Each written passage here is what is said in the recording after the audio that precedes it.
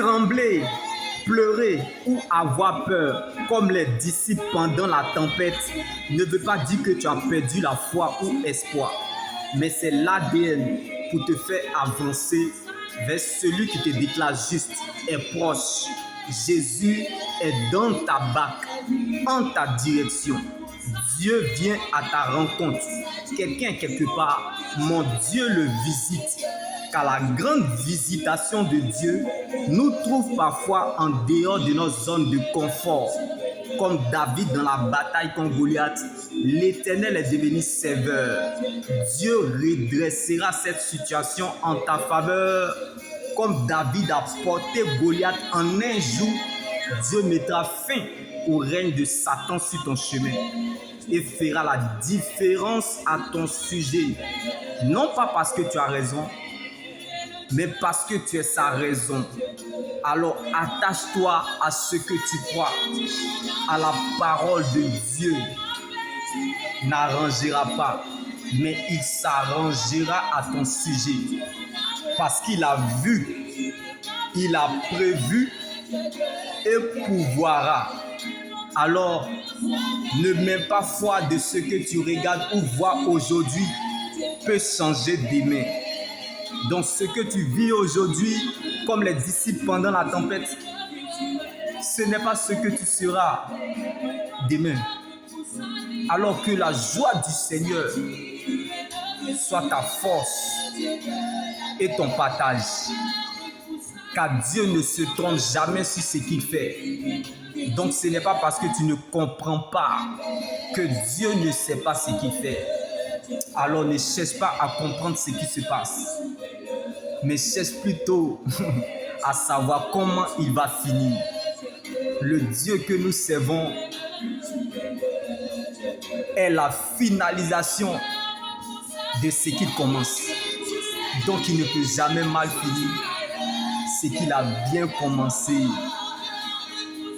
Alors, regarde, vois, observe et ne dis rien.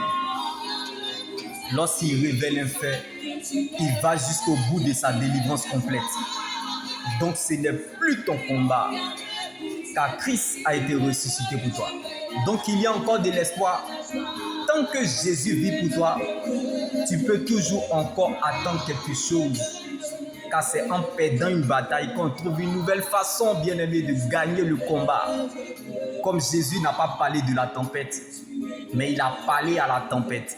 Même si une situation refuse que tu existes, mais qu'elle ne t'empêche pas de faire exister ton Dieu. Si cette situation refuse d'entendre le langage humain, elle entendra le langage divin. La bénédiction n'a pas d'adresse. Alors que les gens veulent ou pas, la bénédiction repose sur vous. Comme Jésus dormait pendant la tempête, nous avons déjà des problèmes qui dépassent les menaces. On se repose lorsqu'on a fini de travailler. La connaissance sauve, mais c'est la révélation qui transforme. Jésus dormait pendant la tempête parce que les disciples venaient d'assister à la multiplication des pains qui révélaient la divinité de Jésus. Qu'est-ce que Dieu a fait pour toi qui ne peut pas encore le faire? Dieu se souvient toujours de la vie de celui qui se souvient d'où Dieu l'a tiré. Car lorsqu'il reproduit le même miracle dans la vie d'une personne, il exagère dans la bénédiction. Aimer Dieu, c'est d'abord le connaître. Jésus t'aime plus que la bénédiction. Mais son amour ne te forcera pas à le suivre, comme les disciples pendant la tempête. Aimer Dieu sans raison apporte à la raison ce qui est inaccessible, comme la délivrance du fou de Gadara. Rien ne commencera et se fera sans toi. Donc tu ne finiras pas là où tu es, car tu as un témoignage quelque part. Tu ne deviendras pas autre chose que ce que Dieu a planifié, programmé, décidé. Alors dépend de ce que le ciel a décidé, car l'éternité est ce que Dieu pense de nous. Donc Dieu te fera toujours apprécier ce que tu es, car ce n'est pas la joie du moment qui compte pour Dieu, mais plutôt la finalité de son plan qu'il a déjà établi pour notre vie. Donc la fête changera de camp.